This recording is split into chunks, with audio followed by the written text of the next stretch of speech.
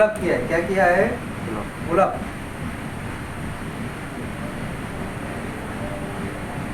दिख रहा है ना वहाँ पे?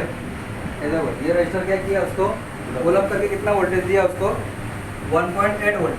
इंट्रो लाइन, कौन सी लाइन है? इंट्रो। इससे पहले देखे ना अपन ने 10 के, कितने किलो ओम्स का है वो? 10 किलो ओम्स का। 1.8 वोल्टेज किससे आएगा? पावर आई से। किससे आएगा? पावर आई से। और उसके बाद में ये जो दो लाइन है वो सीपीयू की, वो दो लाइन कौन सी है अपनी? I2C वाली। कौन सी है? तो I2C आ गई तो कौन सी होगी? SDA और SCL, सीरियल डाटा और सीरियल क्लॉक। ठीक है, अब सीरियल डाटा और सीरियल क्लॉक आ गई तो अपर में वोल्टेज कितना मिलेगा अपने को? ठीक है ना, 1.8 मिलेगा। और उसके ऊपर पुल अप रजिस्टर रहेगा जो आगे अपन ने देखे आगे है ना, SDA और SCL। तो 6 नंबर का जो है वो कौन सा है? SDA data, serial data, SDA और SCL। अभी दोनों के ऊपर क्या रहेगा? पुल अप रजिस्टर लगा रहेगा।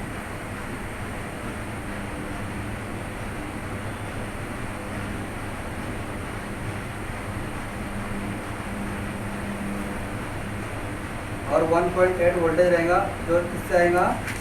PM से। समझ रहे हो? अगर तुम्हारी I2C लाइन के अंदर कुछ भी प्रॉब्लम आता है, समझ रहे हो, I2C लाइन के अंदर अब हो सकता है उसका वोल्टेज मिस हो, या हो सकता है उसके अंदर उसकी जो रजिस्टर लगे उसके वैल्यू अप या डाउन हो गया, ठीक है ना, तो आपके मोबाइल के अंदर प्रॉब्लम आएगा ऑटो चार्ज का। इसका आएगा ऑटो चार्ज। दूसरी चीज़, अब CPU को जो है उसका डाटा से ऐसे मिल नहीं पाएगा। क्या होगा? डाटा से ऐसे मिल नहीं पाएगा तो आपके परसेंटेज के अंदर भी प्रॉब्लम है। किसमें आएगा? परसेंटेज। जैसे बताते हैं ना, -200 बता देता है, कभी बता देता है ना, कभी कभी होता है कि 50 के अंदर ही परसेंटेज रहता है, उसके ऊपर बढ़ता ही नहीं है। होता है। क्यों नहीं होता है? क्योंकि आपके CPU को I2C लाइन से उसका डाटा मिल नहीं पा रहा है। समझ में आ रहा है? इसके लिए आपको ये लाइन भी चेक करना पड़ेगी। समझ में आया? अब देखो, उसके अंदर 11 नंबर की जो लाइन है उसके ऊपर लिखा है TS। TS मीन्स थर्मिस्टर वाली लाइन है। इसकी कौन सी लाइन है? थर्मिस्टर वाली। अब वहाँ पर देखेंगे अपन तो 2 रजिस्टर लगे हुए हैं, ठीक है, और रेजिन है। अब कितना वोल्टेज आएगा उसको वो लाइन के ऊपर? रेजिन के अंदर इनपुट वोल्टेज कितना रहेगा? TS 11 नंबर वाली लाइन, ये वाली लाइन 11 नंबर।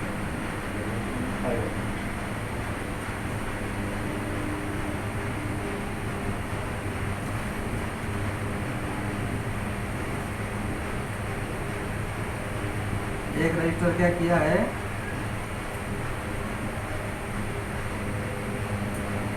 ग्राउंड किया। अब यहाँ पर वोल्टेज कितना आएगा? 5 वोल्ट आएगा। ठीक है, TS। अब यहाँ पर 2 रजिस्टर लगे हुए हैं। कितने लगे हुए हैं? 2। अब दोनों की वैल्यू देखो कितनी है? दोनों कितने हैं? 10 के। ये भी 10 के है और ये भी 10 के। अब मैंने आप लोग को पढ़ाया, इससे पहले अपने जब रजिस्टर का पूरा सिलेबस देखा, जब अपने कंपोनेंट्स पढ़े और जब अपने रजिस्टर पढ़े तो डिवाइडेशन सर्किट पढ़े अपन ने, तो आपको पता है डिवाइडेशन सर्किट कैसे होता है। तो अभी यहाँ पर डिवाइड कर रहा है वोल्टेज को। क्या कर रहा है? डिवाइड। तो अब 5 वोल्टेज इनपुट में कितना है? 5 वोल्टेज। और R1 और R2 ये दोनों 10-10 किलो ओम्स के। कितने हैं? 10-10 किलो। तो अपर वोल्टेज कितना हो जाएगा? कितना हो जाएगा?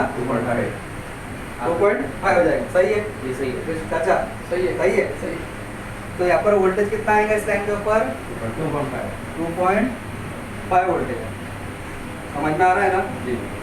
ठीक है, अब बची कौन सी लाइन अपनी? PG। अब देखो, इस सब होने के बाद में अपने DQIC से निकलेगा पावर गुड। क्या निकलेगा? पावर गुड, जो 3 नंबर के ऊपर है। दिख रहा है? 3 नंबर PG। क्या ये? Power good. और ये जाएगा अपने पावर IC। किसमें जाएगा? Power IC। समझ में आ रहा है ना?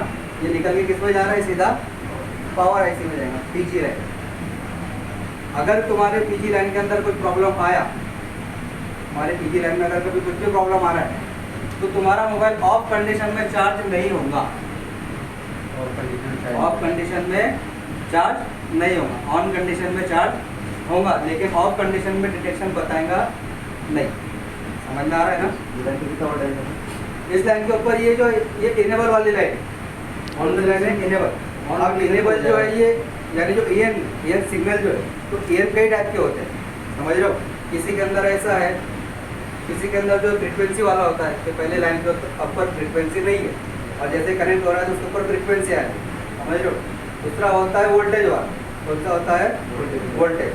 जैसे मान लो कि इस लाइन के ऊपर अभी वोल्टेज नहीं है, समझ रहे हो, और जैसे आप चार्जिंग लगा रहे हो तो उसके ऊपर 1.8 वोल्टेज अपने पावर को मिल रहा है, तब पावर को ट्रिगर हो रहा है, समझ रहे हो। जैसे ट्रिगर कई टाइप के, अब उसके अपोजिट एक ट्रिगर होता है। अपोजिट ट्रिगर बोले तो कैसे है, जैसे मान लो उस लाइन के ऊपर पहले 1.8 वोल्टेज क्या है, ठीक है, एक 1.8 वोल्टेज है उसके ऊपर, और जैसे आप चार्जिंग लगा रहे हो तो वोल्टेज का क्या हो रहा है, ड्रॉप हो रहा है, यानी डाउन हो रहा है, logic high to logic low, समझ में आ रहा है ना। और एक होता है अपने रीडिंग वाला, कौन सा रीडिंग वाला, ये जैसे मान लो कि उस लाइन के ऊपर अभी रीडिंग है, क्या है रीडिंग, और जैसे आप चार्जिंग लगा रहे हो तो वो लाइन क्या है, ग्राउंड हो जाएगी, क्या हो जाएगी, ग्राउंड हो जाएगी। अब जैसे पावर को वापस उस लाइन के ऊपर ग्राउंड मिला तो पावर समझ लेंगे चार्जिंग क्या हो गया, डिटेक्शन हो गया, समझ में आ रहा है ना। तब इधर फिर पूरा सिस्टम ऑन कर देती है।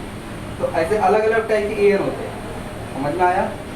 तो ये है अपना पूरा BQIC, ठीक है। पूरे 24 पिन कैसे क्या करते हैं, क्या काम करते हैं, उनके लाइन क्या काम करती है, समझ रहे हो। तो सर क्या बंद में चार्जिंग नहीं होगा, क्या बोला, बंद में चार्जिंग, जी बंद में चार्जिंग नहीं होगा, वो पावर ऐसी का ट्रिगर है, क्या है वो पावर ऐसी का ट्रिगर। क्योंकि देखो जैसे आप बंद में चार्जिंग लगा रहे हो, समझ रहे हो। अब देखो यहाँ पर जो है इसका ट्रिगर अगर कभी दिया है, जैसे भी रीडिंग है इस लाइन के ऊपर जो भी होगा 500 300 जो भी रीडिंग आएगा, और जैसे आप चार्जिंग लगा रहे हो और चार्जिंग लगाने के टाइम पे वहाँ पर वो लाइन पे हो रही है, ग्राउंड हो रही है। अब CPU को पावर को पता चल रहा है क्या, अब यहाँ पर चार्जिंग डिटेक्शन हो गई, समझ रहे हो। क्योंकि वो जिस लाइन के ऊपर रीडिंग थी वहाँ पर ग्राउंड मिल गया उसको, तो समझ लेंगे क्या इसके अंदर चार्जिंग क्या हो गया है, डिटेक्ट हो गया है। तब अपना अपना पूरा सिस्टम क्या कर देंगे, ऑन कर देंगे। अब इस लाइन के ऊपर अगर कभी इसका सिस्टम ऐसा होगा कि इसको ग्राउंड मिलेगा तब जाके डिटेक्शन बताएगा, तो आप